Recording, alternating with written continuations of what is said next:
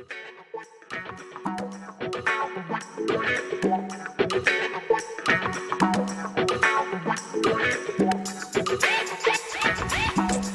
what's up everyone? Welcome back to another Walk with Matt, some real resilience talk for the week. What's cool is that the more that I kind of do these, the more, the better I get at scheduling.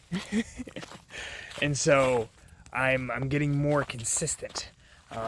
It may not seem like it with the publication times, but I promise you, I assure you, this is becoming more regular, and the more regular it gets, the easier it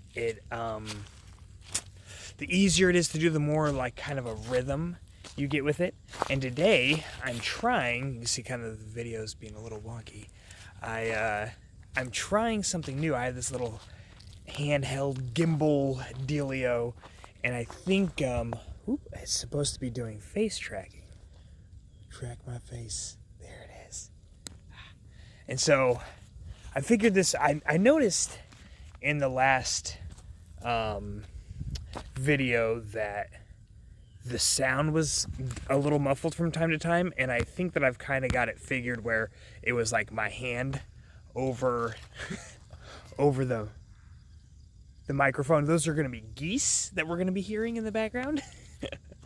but hopefully I can get this thing kind of figured out. It's being a little wonky right now, but not too bad. Not too bad. So anyway, I guess the one last note that I wanted to make kind of on that, the admin stuff that I was just talking about when it comes to kind of like the show and everything, is that I'm very conscious of imperfections, very conscious of the improvements that can be made over time, and I think that that's kind of a crucial thing. It's one of those lessons that I know that I've talked about on my other show that we haven't, that's kind of took a very long postponement. I don't know if it's ever coming back, but the show that I did with Adam Messer, we would talk about perfection and how perfection can be the enemy of good. Good enough, oftentimes, especially when you're starting something out, is really like your best friend. Good enough is like your absolute best friend. You need to fall in love with the process, and you need to fall in love with good enough, because if you sit there, especially when you're starting something new, our expectations of ourselves tend to be very high. And so it's interesting because think about the first time that you tried anything. You're probably not particularly good at it, right? And so I think we kind of we can get demotivated and demoralized when it comes to trying something new, and especially something like this where it's very publicly available. The whole point of it is public consumption, and so get kind of lost around comments or people's feedback and stuff, when we let that negatively impact us, probably far more than we should. And it's important. Like on that note, feedback is super important. I think that kind of linking back to the last week's episode here on the Walks with Matt, is that, we talked about what do you do when you step in dog poop. Well, when someone sees that you stepped in it and they chuckle at you, if you take yourself too seriously, then it can be a problem where you let that kind of demoralize you and you let that break you down. Where if you gain the ability to laugh at yourself, it's much more beneficial to your ability to kind of move forward in the process of what you're doing. So, God, I'm sorry, guys. I'm about to freaking throw this gimbal thing out for now and do some test runs with it later, because it's really not giving me the shot that I want. But, see, I'm noting the imperfections, and, it's pretty cool, though, right? Like, I can get a little bit further away. But yeah, and it's really hard too right now, because we got up early.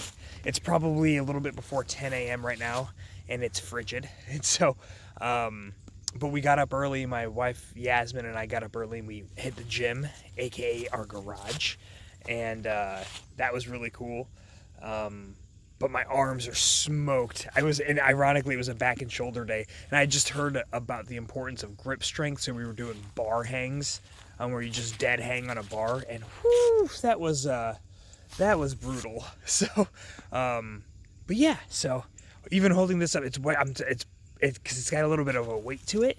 But anyway, I digress. This is a bunch of behind the scenes stuff. So for those of you interested in kind of like videography or like making podcasts or video casts and stuff, then that's kind of a little bit for you in the beginning.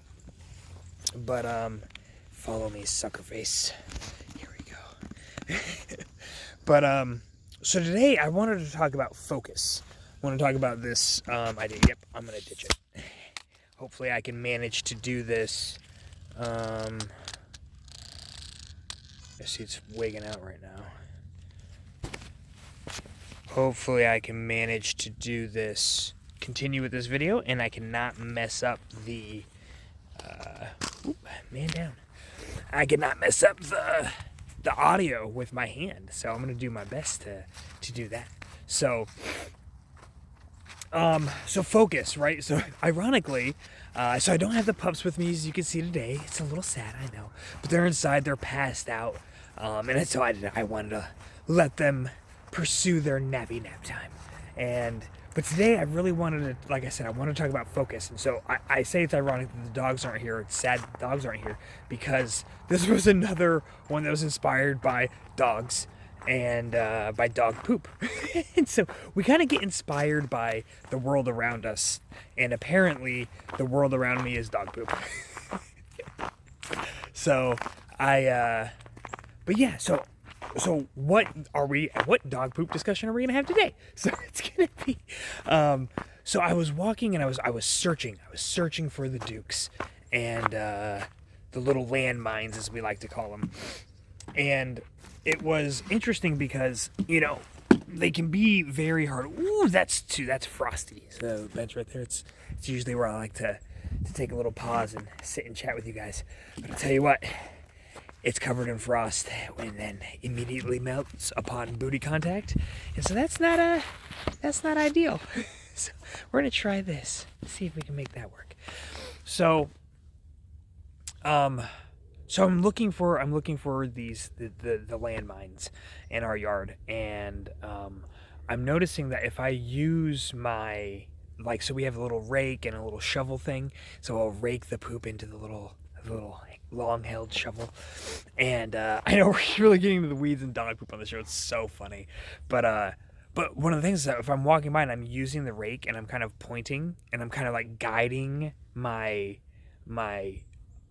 focus of my eyes, then I'm like paying more close attention to that area, right? It's like guiding the focus. It's the same thing as like a flashlight, right? So if you have a flashlight and you're pointing it out, you're not likely to be kind of like scanning around the area outside of the focused beam of light. I mean, most likely in those cases, there's the reality you have to consider, where it's like, well, you can't see outside of there, and this is what's allowing you to see. So it's kind of automatic focus. You're focusing on what you can see. The light produces a beam in a specific area that you can see, and so, but that's where your focus is. And this made me think back. So back in my Army days, I went to this school which had a pass rate of less than 1/3 of the people that would pass. And it was basically, so it's called Jump Master School. And it was all about airborne operations. So those of you that are not familiar, airborne operations are basically with paratroopers, where you jump out of a plane to get to battle. Like, your mode of travel is aircraft and parachute. You jump out with your weapons and a rucksack full of your equipment, and then you land, disconnect from your parachute, and go fight. And so this school, so you have jump school where you learn basically to jump, but it's really, they call it jump school, so where you learn to jump, but really you don't need to learn how to jump. With these parachutes, you have to learn how to fall, because it's not a nice, fun walk-in landing. It is a falling like a sack of potatoes landing. So I'm going to try to get like some pictures and videos that I can hopefully kind of put in here, so you guys can kind of see what I'm talking about. So that school's really simple and easy, but there's just really like the fear, and making sure that you listen and follow what they're teaching you, so you do fall correctly, so you don't get hurt. Those are probably the biggest things that you have to overcome, is the fear and making sure that you don't get hurt. Make sure you fall right, to the best of your ability, of course. So, but yeah, the goal is to get you from the aircraft to the ground as fast as you can, right? Because the longer that you're in the air, the less time that you're fighting on the ground, and the more dangerous it is, because you're just kind of a floating target at that point. But yeah, so at this other school, it's Jump Master School. And this school, you learn to run the operations, essentially. So the big thing that most people fail in these operations in these at this school is actually, they call it JMPI. It's acronym for Jump Master Personnel Inspection. So basically what it is that you have your guys that are rigged up to the parachutes, and they have and sometimes we jump with just parachutes to maintain proficiency and getting on the plane and jumping out and landing and everything. Other times we jump with like just a rucksack in front, so we get used to that. And other times we do the full kind of combat load, where it's like rucksack, weapon, and weapons case on your side, and the parachute, obviously. So, see, I'm gonna make sure I don't mess up the mic. See if I can hold it right there. Left arm's getting a little tired, man. I'm telling you, I got smoked from the gym today. So, that is the thing that messes most people up, and it's because it's not that inspecting the equipment is difficult. It is that you have 3 jumpers, essentially, that you have to inspect, and you have to inspect all 3 of them in 5 minutes. And 2 of the jumpers will be called quote-unquote Hollywood. And so those jumpers are basically, they have a reserve parachute on the front, they have their main parachute on their back, and and that's essentially it. And then the other jumper is like full combat equipment. So he's got his weapons case, he's got his rucksack, and he's got his parachute as reserve, and the whole 9 yards, the whole get up. And so, and the punch line with this is that you have 5 minutes to do a complete inspection on everyone. And what they do is they actually build in deficiencies with each jumper. And so they call it, ironically, I think it's because people in the Army have a good sense of humor, is that they call basically the way that you can fail this is by STDs, right? So you have sequence, so you have to inspect the equipment in this exact order. Like you have to do this one for this piece first and this piece second, and then you have to go through, and your hands have to be in a very specific spot. When you inspect things, you have to inspect them in a very specific manner. You have to rotate them in or out, or whatever the case may be. Your hand has to maintain contact with a piece of fabric from here all the way to the bottom. You can't release early, all this kind of stuff. T is for time, so if you don't make it in 5 minutes, even if you catch every single deficiency, you're not going to make it. And then D is deficiencies. So if you can miss 2, there are 2 types of deficiencies in this inspection. There's minors and majors. Sorry, I'm like totally brain farted for a second. So there's minors and majors. And minors are basically like, it's like you have a twist like in a strap that like goes around your leg. There's like a twist in it. That's not something that is going to be detrimental. It's not something that is going to cause significant bodily harm, or a parachute deployment failure or anything like that. And so there are things like that. So there's a bunch of minors throughout it. And then there's majors. And so I think it's like, the thing is that each jumper, and you know this going in, like each jumper has like 2 minors and 1 major deficiency. And so you have to find all of them. And so you know when you get through, if like, because you have to give them like a slap on like kind of the outer thigh or like the butt, and to let them basically as the signal saying, you are done, you can now sit down, and then you move on to the next one. And you know when you get done, if you didn't find it, and you know what the majors are when you're looking for them, you know exactly what the major deficiencies are. And so if you get to the end, you didn't find one, like you can't miss a major. You can't miss a major, because a major is not like a minor, right? The minor does not cause those types of significant failures. A major would. And so there'd be like in the release assembly so when you hit the ground, you have to like pop these canopy release assemblies, and it gets the parachute off you. Otherwise, you're going to become that sack of potatoes that hit the ground earlier. You're going to be that sack of potatoes, but you're going to be drug across the land by the parachute because it doesn't stop catching wind once you hit the ground. So you got to pop that thing off so that way it collapses the parachute. And so if one of those has like debris or something, or it's not seated properly in its little nook and cranny, that if you jump and you deploy your parachute deploys, that parachute can collapse before you intended to when you're actually on the ground, and then you're in a boatload of trouble, we shall say. um, so yeah, so those are like the three things that you commit. So what does any of this have to do with focus? Well, obviously you have to be focused in order to do this, but it's not just that general, right? One thing that I learned very early on is that like my eyes would want to wander from where my hands were, right? So I would be inspecting, and I'm looking for something, and I go to rotate. And this is very normal. It wasn't just me. This is like they teach you this over and over again. They beat it into your brain that your eyes follow your hands, right? Your hands don't follow your eyes, and so you have to. Your hands are going somewhere, and your eyes are following your hands, right? So because if you're looking ahead at like the next piece of equipment that you're going to be inspecting, you're going to miss. And people do it all the time. They miss major deficiencies. They miss that assembly. They miss, parachutes being stuck out of the reserve kind of exterior packaging, and so you miss that stuff because you're looking ahead. You're looking at the next thing, and you're not looking right now. You're not letting your hands be your focal point for your eyes, for your brain, for your attention. You're letting it veer away and go to the next thing. Your brain's not in sync with your hands, so you're losing that external focal point. And that's something that I think is very translatable to us as we pursue improvement, as we pursue our goals, as we pursue a life that we desire and not the life that we have. And so you have to find for yourself within your goals what your focal point is, so that thing to guide your focus. You can't it is not as efficient to kind of go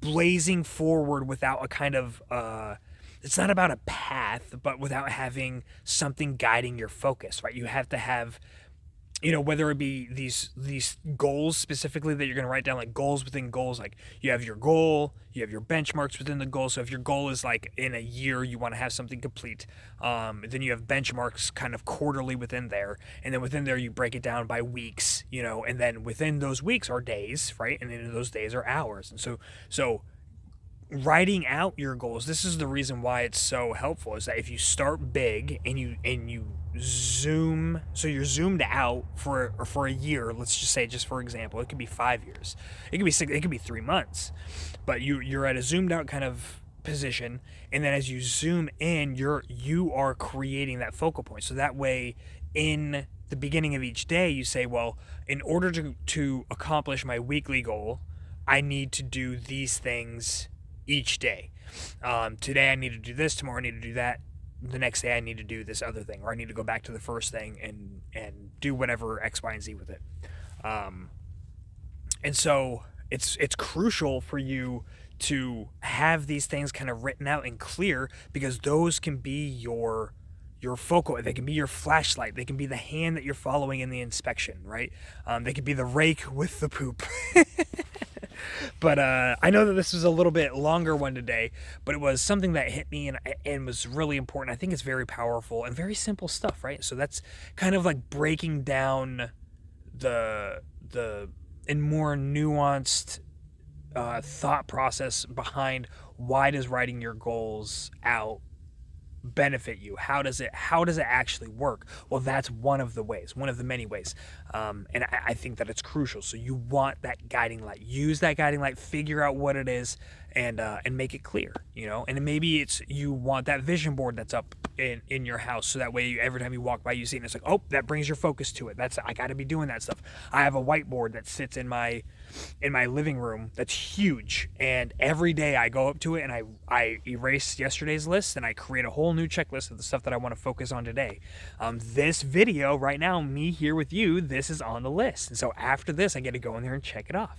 And you can make the list, like, that's a whole other conversation, and we've gone way too long for a walk with Matt. But I love you guys. I appreciate it so much, and I'm so happy that you're here with me again, and I can't wait to do this again with you next week. And I look forward again to Thursday, which is Thanksgiving, to do a whole episode on gratitude and Thanksgiving. And again, I appreciate it. So keep your head up, keep your eyes open, look out on that horizon for all the opportunities, and I will see you guys here again next time.